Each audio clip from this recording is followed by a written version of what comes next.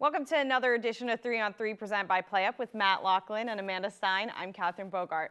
The Devils had their 13-win game streak snapped by the Toronto Maple Leafs, but have rebounded with 2 straight wins. First over Buffalo and then the next night against the Capitals, a team New Jersey tends to struggle with historically. Matt, starting with you, how important was that bounce back, particularly on the first end of a back-to-back? Well, it was real important, obviously, and the team stated they didn't want to lose 2 in a row. They realized they were a good team. They went to work. They dominated that first period against Buffalo. Craig Anderson kept it close, and then eventually the floodgates started to open. And then against Washington, as you mentioned, Catherine, a team that's given the Devils fits over the last decade.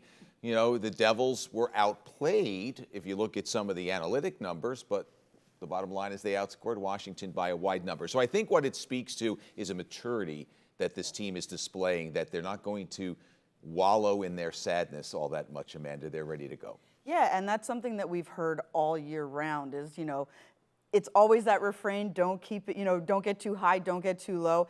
And that can just be words, but they're really living by that. And I think that that's so important. And, if you consider the Washington game, the loss to Washington earlier this year is the game that turned things around for this team, right?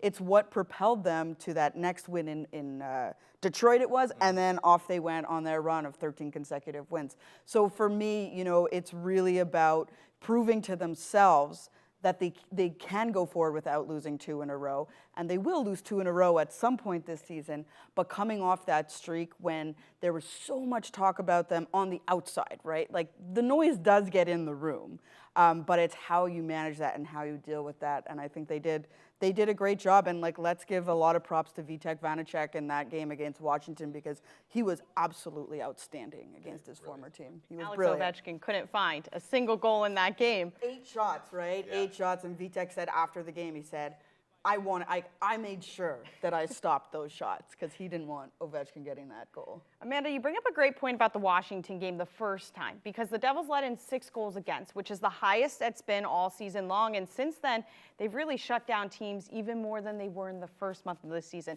Right now, the Devils are first with goals against, which means they allow their opponents to score less than any other team in the National Hockey League. That's something you couldn't say last season. So let's take a look at what is working with this defense this year. Well, vast improvement, right, on the blue line. I mean, with all due respect to PK Subban and Ty Smith, neither of whom at this point are in the National Hockey League. Ty hopefully back soon with Pittsburgh, but he's in the AHL and PK's retired. So they replaced them with Brendan Smith and John Marino. It's a new Dougie Hamilton. Let's face it, after he broke his jaw, he wasn't the same player. He's dynamic again. So it's an entirely, in many ways, restructured defense, and that enables the goalies to play better. They're a big defense. They can skate. They've got long sticks. I know those are boring hockey terms, okay, but they're real. They're real. Because they're hard to get around, and so I think, and then the forwards back check, as you've seen. Yeah, absolutely. And I think when it comes to that defensive core that they've ran with basically the entire season, those 6, is that they might be one of, if not the best defensive cores in the National Hockey League right now, not only just the way they play, but the type of talent. And I think that also comes from someone like Jonas Siegenthaler. He's someone that we don't, maybe here in New Jersey we talk about him a lot, but on the outside in the league, you don't really see that much because he's so steady. And his complement with Dougie Hamilton and the way Dougie is playing has really allowed that top unit to be extremely effective on both ends of the ice. It's just really nice to see, because I think this is what Tom Fitzgerald has been working towards as the team was getting to this point. He's always said his defense needed to get bigger, probably a little wiser, and here we are at this point now, and it makes all the difference, because as much as the trickle-down effect comes from how your goalie is playing, certainly how your defense, it's next man up would be that defense, and that just trickle-down effect helps everybody. Yeah.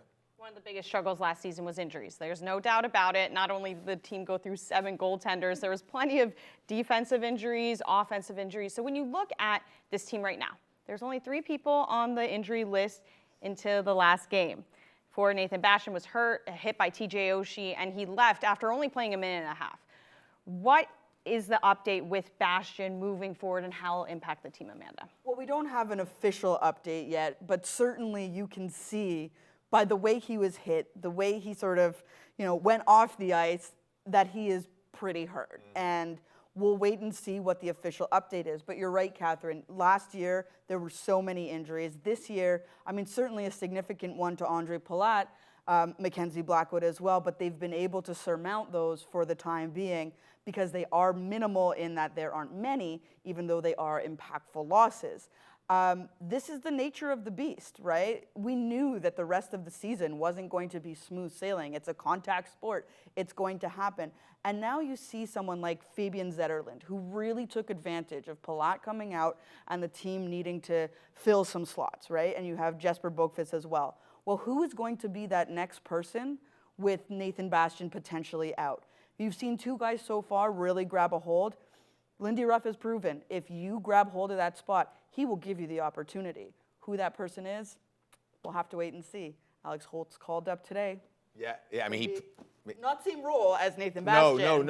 No, you're right. And so things will be shuffled around a little bit. But he went down and did exactly what the coaching staff and management wanted him to do. He scored. He didn't sulk. He was down at Utica putting points up on the board. So it'll be a different role up here. It's a different league. But next man up, as we've described. And it wasn't necessarily that Holtz wasn't deserving of a spot in the lineup, but like you were saying, Amanda, the team skated for 15 straight games with the same skaters. They didn't change things around. So as a result, if you're Alex Holtz trying to get that spot in, it just wasn't the timing. But in the National Hockey League, it's all about timing. It's all about taking advantage of the opportunities. So we'll see how the Devils face off. They play the Rangers Monday night, a Hudson River rivalry over at MSG. Full team coverage continues to be on NewJerseyDevils.com. And make sure you tune into our MSG broadcast to see Matt Loughlin and then Chris Westcott and Chico Resch on the Devils Hockey Network. And Amanda will have a great recap of the Rangers game on the website. That's all the time we have for 3 on 3 presented by PlayUp. For Matt Loughlin and Amanda Stein, I'm Catherine Bogart.